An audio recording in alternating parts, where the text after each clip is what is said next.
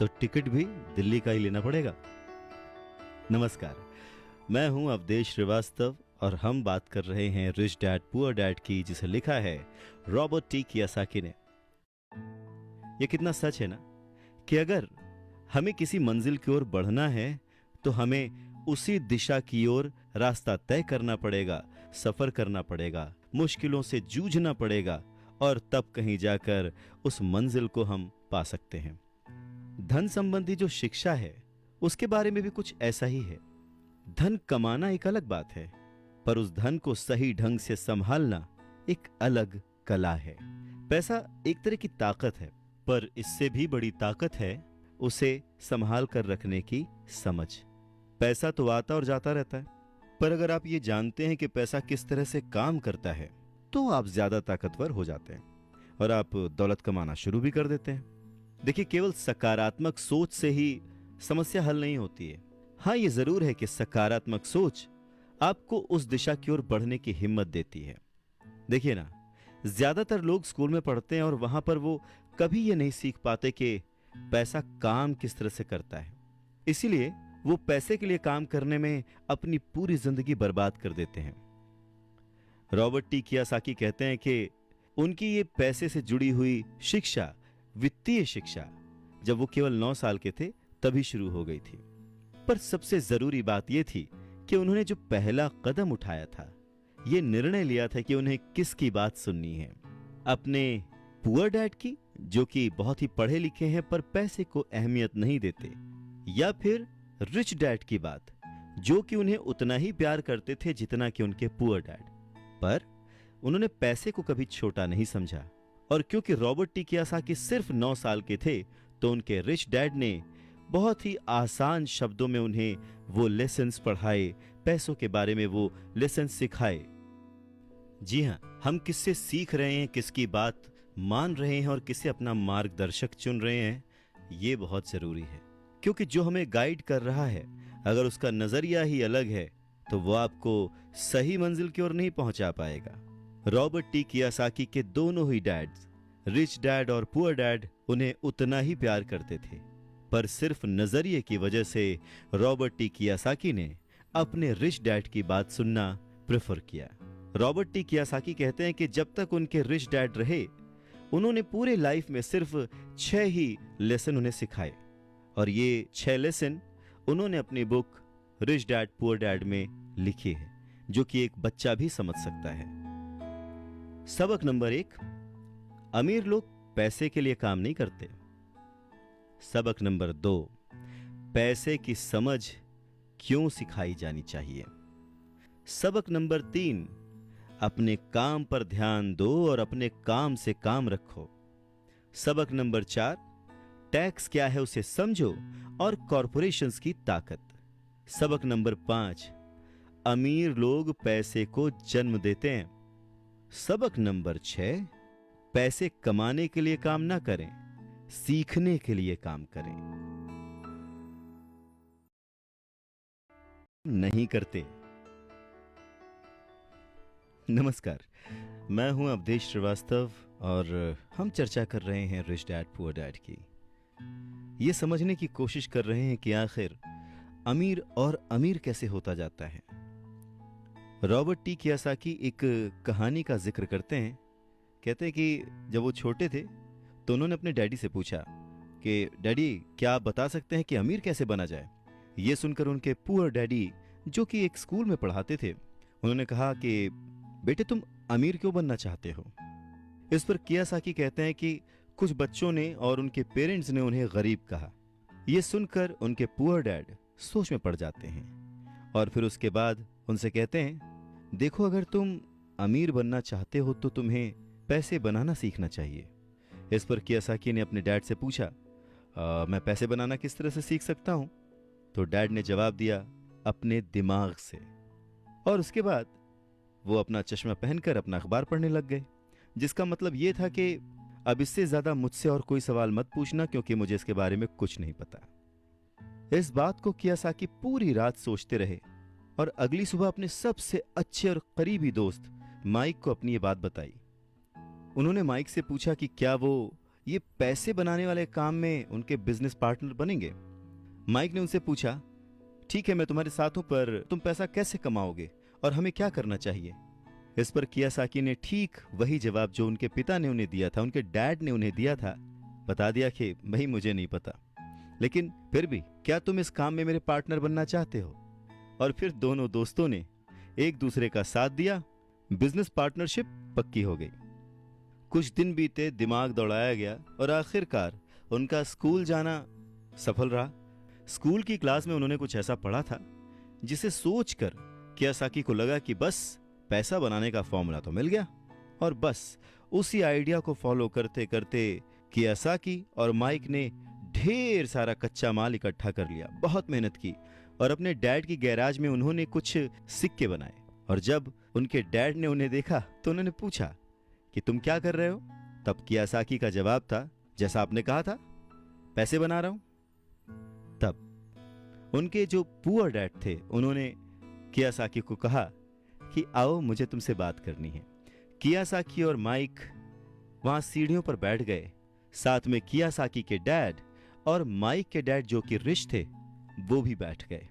यहां पे मैं आपको बताना चाहता हूं कि इस पूरी कहानी में जो कियासाकी ने अपने रिच डैड को रेफर किया है वो दरअसल माइक के पिता थे। और फिर बच्चों की इस हरकत को देखकर कियासाकी के पुअर डैड ने अपनी बात को और डिटेल में समझाया और अपनी बात को करेक्ट किया। पहली बार उन्होंने बच्चों को बताया कि गैर कानूनी क्या होता है। बच्चों को लगा कि जो उन्होंने किया वो सही था, पर जब उन्होंने जाना कि ये अलाउड नहीं है, सिक्के छापना अलाउड नहीं है, उसके पीछे कई तरीके होते हैं, कानूनी गैर कानूनी, ये सब बातें जब बच्चों ने समझी तो उनका मुंह उतर गया। फिर उन्होंने पूछा, तो फिर हम अमीर कैसे बन सकते हैं? तब कियासाकी के डैड ने उनसे कहा कि अगर तुम्हें सच में अमीर बनना है, रिच बनना है, तो तुम मुझसे नहीं माइक के डैड से पूछो। कियासाकी ने अपने डैड से कहा, पर आप क्यों नहीं बता सकते, हम गरीब क्यों हैं? कियासाकी के पुअर डैड ने कहा, क्योंकि मैं एक टीचर हूं और मैंने पैसे कमाने की राह नहीं चुनी है। पैसे कमाने के लिए तुम्हें माइक के डैड से ही पूछना पड़ेगा। क्या खूबसूरत बात समझाई है कियासाकी ने कि अगर हमें कोई पर्टिकुलर गोल अचीव करना है, कोई लक्ष्य प्राप्त करना है, तो हमें रास्ता भी सही चुनना होगा, मार्गदर्शक भी सही चुनना होगा। कहते हैं कि सफल होने के लिए मेहनत करना बहुत जरूरी है।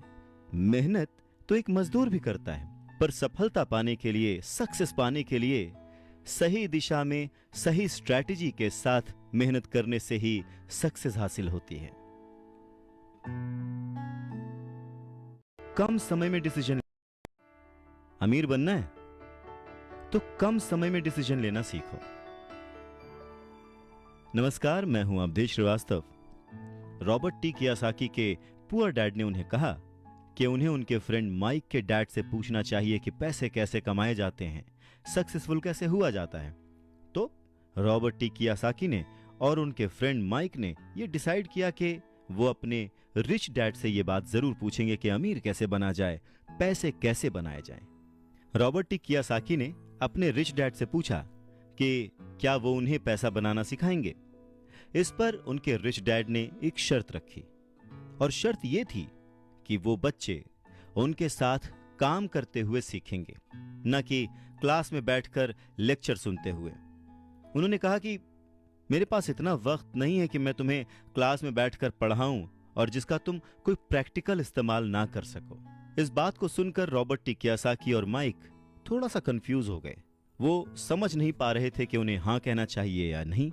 उन बच्चों की कंफ्यूजन देखकर उनके डैड ने उनसे कहा, अगर जिंदगी में सक्सेस पाना चाहते हो, सफल होना चाहते हो, तो कम समय लेकर डिसाइड करना सीखो, जल्द से जल्द डिसीजन लेना सीखो।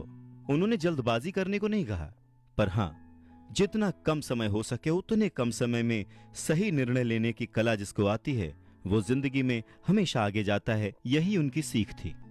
और फिर बच्चों ने डिसाइड किया कि वो खेल छोड़कर सीखने का विकल्प चुनेंगे, काम करने का विकल्प चुनेंगे, ताकि उन्हें यह समझ में आ सके कि पैसे कैसे कमाए जा सकते हैं।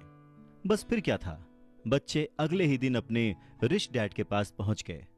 उनके रिच डैड ने उन बच्चों को एक शॉप पर सफाई का काम दिया। अब क्योंकि उस वक्त एसी और इस तरह की चीजें ज्यादा चलन में नहीं थीं, तो दरवाजे मोस्टली खुले ही रहते थे, जिसकी वजह से सामान पर धूल जमी रहती थी और इस काम के उन्हें 30 सेंट मिलते थे। इस तरह से उन्हें एकदम भी पैसे नहीं बचते थे। वो परेशान रहते थे और एक दिन उन्होंने माइक से कहा कि मैं अब काम नहीं करूंगा, या तो वो मेरी तनख्वाह बढ़ाएं या फिर मैं काम छोड़ रहा हूं।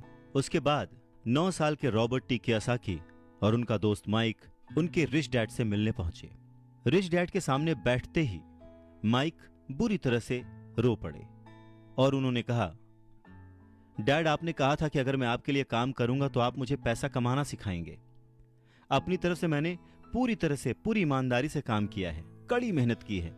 इस काम के लिए मैंने अपनी खेल तक की कुर्बानी दे दी और अब आप अपने वादे से मुकर रहे हैं। आपने मुझे कुछ भी नहीं सिखाया। लोग आपको लालची कहते हैं, जो सिर्फ पैसे कमाना चाहता है पर अपने साथ काम करने वालों का बिल्कुल भी ध्यान नहीं रखता। मैं एक छोटा सा बच्चा हूं और आपको मेरे साथ ऐसा बर्ताव नहीं करना चाहिए था। रॉबर्ट टी कियोसाकी के डैड ने कहा, पर मैं तो तुम्हें काम सिखा रहा हूं। रॉबर्ट टी कियोसाकी कहते हैं कि उस वक्त वो गुस्से में थे, तो उन्होंने पूछा, नहीं, आप मुझे कुछ नहीं सिखा रहे, बताइए आपने मुझे क्या सिखाया। कुछ भी नहीं।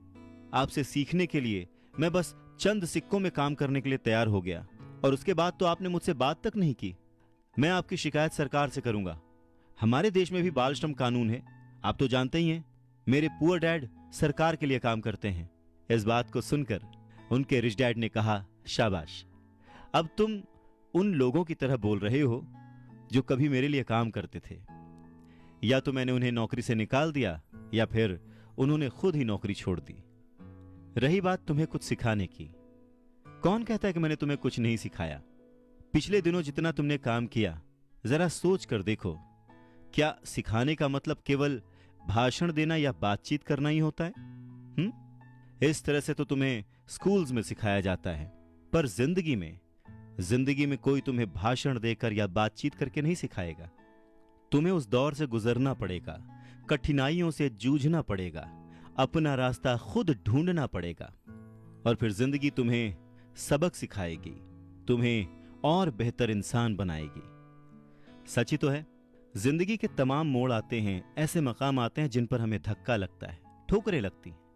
हम उस वक्त परेशान होते हैं कि हमारे साथ ऐसा क्यों हो रहा है, पर अगर ध्यान से देखा जाए तो जिंदगी उस झटके के जरिए हमें कह रही होती है कि जाग जाओ, मैं तुम्हें कुछ सिखाना चाहती हूं। पर 9 साल के रॉबर्ट टी कियोसाकी को ये बड़ी बड़ी बातें समझ नहीं आईं। तब उनके रिच डैड ने एक बार फिर से कहना शुरू किया, अगर जिंदगी तुम्हें कोई सबक सिखाए तो तुम्हें उससे सीखना चाहिए, क्योंकि अगर तुम उससे वो सबक नहीं सीखते तो पूरी जिंदगी, तुम्हारी ये जिंदगी लगातार तुम्हें धक्के देती रहेगी। अपनी जॉब में रहते हुए तुम अगर उसकी मुसीबतों से सबक लोगे, सीखोगे, तो तुम एक समझदार, अमीर और सुखी इंसान बन सकते हो। पर अगर तुम ये नहीं सीखते तो जिंदगी भर अपनी प्रॉब्लम्स के लिए अपनी नौकरी, कम सैलरी या फिर अपने बॉस को कोसते रहोगे और हमेशा उम्मीद करते रहोगे कि कोई और आए, तुम्हारी सैलरी बढ़ाए और तुम्हें सुख दे, जो कि पॉसिबल नहीं है।